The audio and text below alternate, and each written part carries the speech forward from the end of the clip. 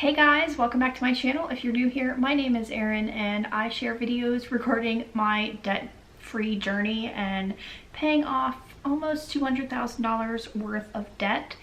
And today I'm just going to cover basically an update of what my monthly expenses are, because obviously things have changed. I've moved, my rent is different. I'm no longer at this point paying my student loans.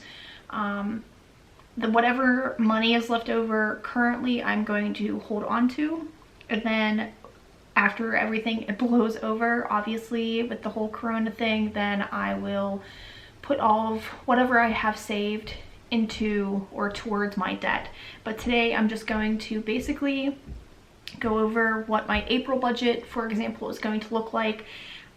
Now with my job, typically my paycheck will be different every pay because of added like bonuses and shift differential and things like that. But basically right now with the whole coronavirus, things have changed in that regard. So for the next, I think, couple months, my paycheck is actually going to be practically the same amount, so that kind of helps me to weigh. I mean, my paycheck never dips below a certain point, but sometimes it can be higher.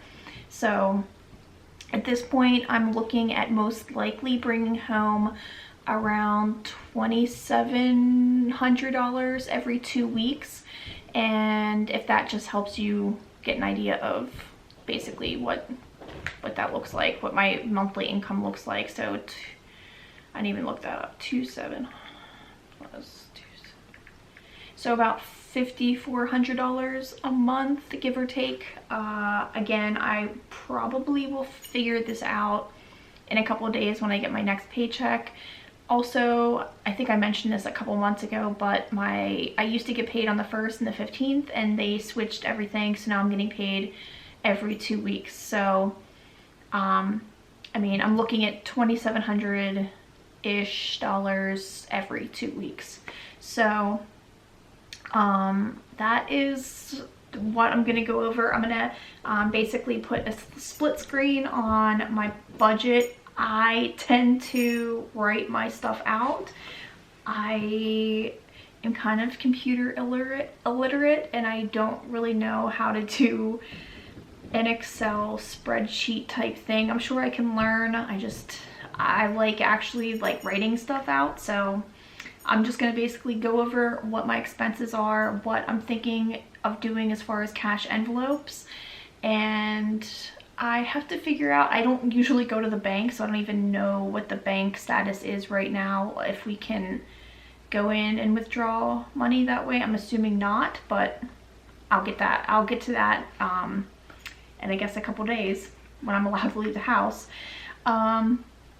So basically, like I said, I'm just gonna run through what my fixed expenses are and then what my categories as far as cash envelopes go. So for my fixed expenses, I have my rent. That has greatly reduced from 17, I think I was paying like $1,720 plus utilities. Now I'm paying $1,300, and that is utilities included, so that's good. My two Capital One payments, or minimum payments, are $110 and $92. I do have Netflix. I'm paying about almost $10 for that. I have Hulu. I'm paying a little over $6 for that. My car payment is $358 a month. I know you guys don't agree with me, but I have some stuff going on with an insurance agent and our Northwestern Mutual, and I'm paying about $236 for that a month. And that I can go into a whole separate video about what that entails, but I haven't decided to stop doing that. I know I've gotten a lot of comments in my videos about how stupid I am for putting money towards that when I have debt, but that's where I'm at right now. I'm still doing it. So if you want to leave comments, that's cool. I'm just letting it go off my back. My Wi-Fi is about $65 a month. My Peloton is about $41. I haven't decided whether or not I'm going to sell it yet. My neck is just, it's crap, so I'm debating on whether or not to sell it. I would get around, I'm thinking $1,000 to $1,500 for it if I were to sell it, but I haven't decided yet. Until then, my subscription for that is about $41 a month. My Geico, I actually just switched everything over today to Connecticut, and that is $91 a month, so I saved a couple bucks on that. Audible, I didn't have this for a while. I got it back because I do go through a lot of books, and I just enjoy it, so it's worth it to me, and that's almost $16 a month. I have extra storage through Apple, and that's about $3 a month, and then my phone comes to about $105 a month. So now if you were to add, now that is obviously not including my student loan payment, which I'm not going to be paying until October. So if you add all of those up, that comes to about $2,433 for all of my fixed expenses. And that is pretty good, obviously without the student loans. And let's go over to the cash envelopes. I'm gonna try and budget every 2 weeks groceries to be about 150. That might seem like a lot to you, but I do enjoy a lot of produce and fresh fruits and vegetables, and I'm not willing to compromise on my health. I don't eat a lot of processed stuff, so I think it's only me, but I think that $150 is pretty good. If I feel like that's too much, then I can always lower it. Cat category, I'm gonna say about $20 a month. I don't actually track how much the cat food is, so I'm gonna go for $20 every 2 weeks and see how that is. If I need more, then I will adjust in my next paycheck. Gas, since I moved to Connecticut, I feel like I haven't been filling up as much, and right now we are not working as much, so I'm budgeting $50, but I don't anticipate actually going anywhere near that, but I just want to be safe.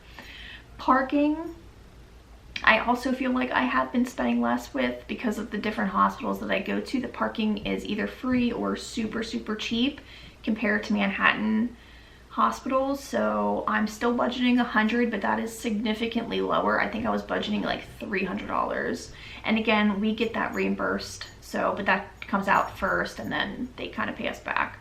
And then I have a category for like blow money, so I'm giving I might end up lowering this, but I was thinking about $50 a month on, you know, either going out to eat or getting something to drink when I'm out, if I'm at a hospital running late or something like that. I just want to have extra money to not have to pull from anywhere else. And you know, if my boyfriend were to come up here, we could go out to eat. He doesn't always have to pay, that kind of thing. So that category comes to about $370. So if you add the fixed expenses with the cash envelopes, I'm looking at about $2,803. Now, considering that my pay is around $2,700 a month, hoping, that would be really good, because then I would be able to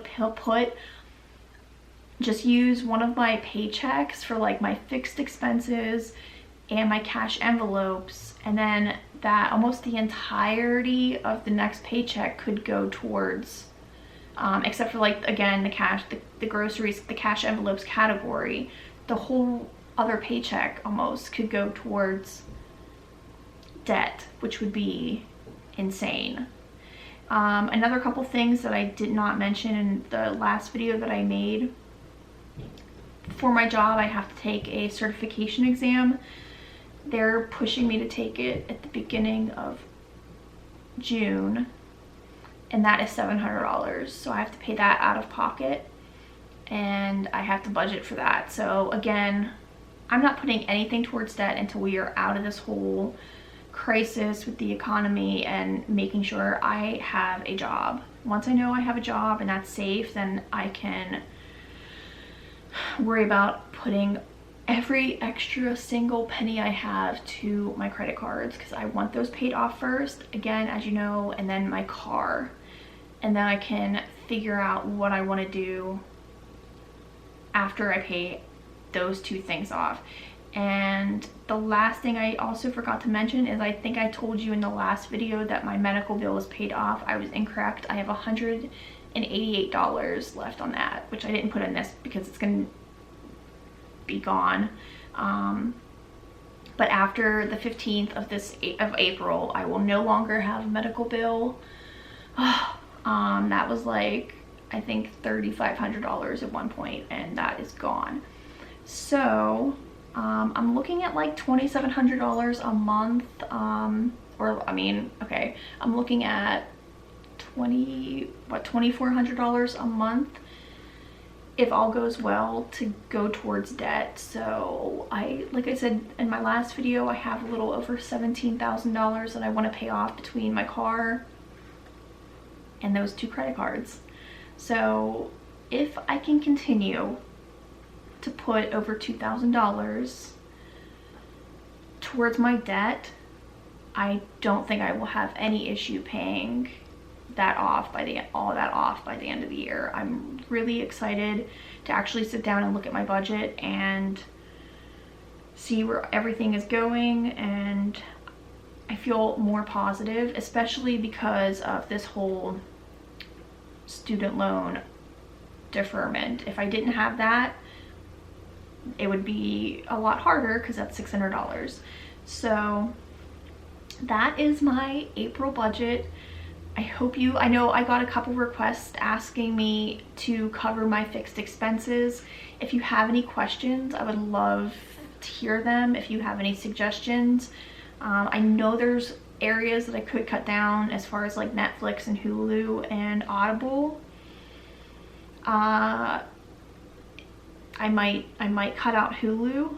I'm not sure. I do watch a lot of Netflix in the evenings if I'm not watching YouTube, but I do listen to Audible if I'm in the car. I don't really listen to music anymore. So, and then again, I don't know if I'm going to keep the Peloton. If I don't keep the Peloton, then that will obviously all go towards debt as well. But I appreciate all the positive comments on my 1 year, you know, debt-free journey anniversary, and yeah, I really appreciate the support and the positive comments and telling me to ignore the haters. And yeah, thank you so much for watching. If you like this type of video, give it a thumbs up, and if you like these types of videos, go ahead and give this channel a subscribe. I would love to see you follow me on my journey and hopefully learn from my mistakes and things that I do right. I have a lot of content that I want to bring you in the coming weeks, and I'm really excited about that. So thank you again so much for watching, and I'll see you in my next video. Bye.